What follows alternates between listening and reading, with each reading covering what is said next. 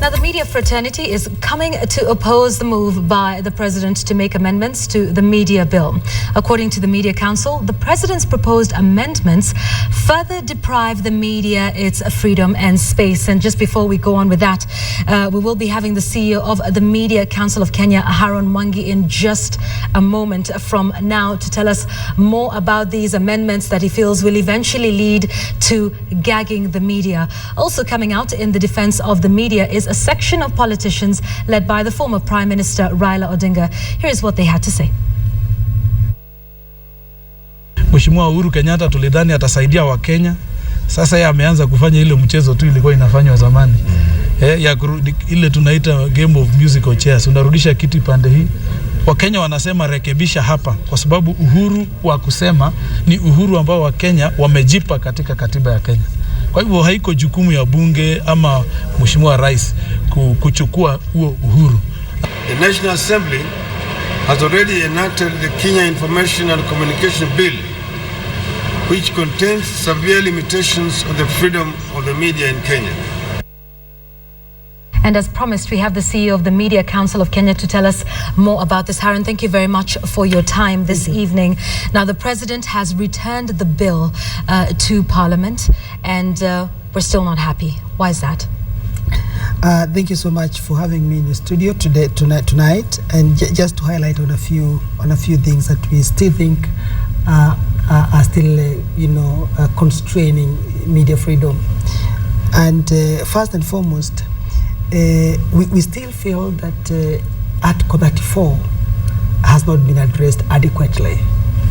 And in our own view, we think that that Article 34 speaks about or implies that there are three distinct bodies. There is a body that is spoken about in Article 34.3, and this one is purely a body that is going to be established to license frequencies and to distribute frequencies to different media outlets. And that body, in our own view, cannot be an independent body, because that body is going to look at the issues of frequencies, at the frequencies of the security forces, telecommunication issues, what happened in Westgate issue the other day in terms of the SIM cards that were not registered, and security kind of frequencies, and therefore a body that is going to deal with very sensitive matter of the state, the security of the nation, in our own view, can never be an independent body. So it is even wrong to assume then that the body that is envisaged in Article 33, in Article 34.5 is really the former CCK. So in our own view, that body is not the body that is envisaged in that article. The body that is envisaged in that article is purely the Media Council, that has the role of setting standards and monitoring those standards and enforcing those standards. You also have an issue with the fines. That is still an issue. Of course, we still have a problem with the fines. And what the president has said that you cannot criminalize the issues of the behavior and conduct of journalists. The issues of the code of conduct cannot be criminalized, and therefore that has been left hanging.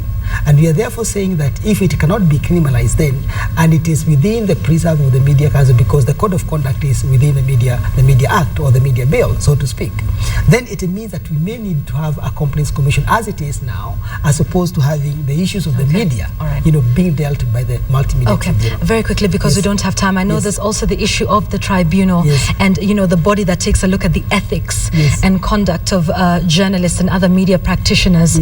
There's the recommendation that you have people from LSK, from the Consumers Federation, and a host of other groups. And you're uncomfortable with this because it should be a professional body, much like the LSK for the lawyers. Yeah, the Kenya Veterinary Board, for example, for the veterinarians. Tell us quickly about that and why that's important. The philosophy of media regulation is self-regulation or co-regulation, where we have professionals determining the conduct of their own.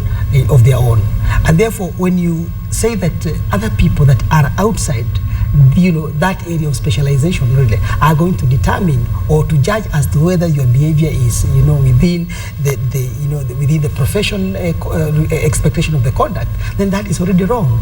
As much as this multimedia tribunal is going to deal with many issues, telecommunication, courier services, and so forth, we would want to have a clear separation so that those issues of communications and hardware are dealt with by the multimedia tribunal, where the actual issues of the behavior and conduct of journalists under the code of conduct are dealt with by professional people. In about a minute, what next? Because this is now going to be discussed on the floor of the House in the coming week. What next for the media fraternity with these recommendations from the President?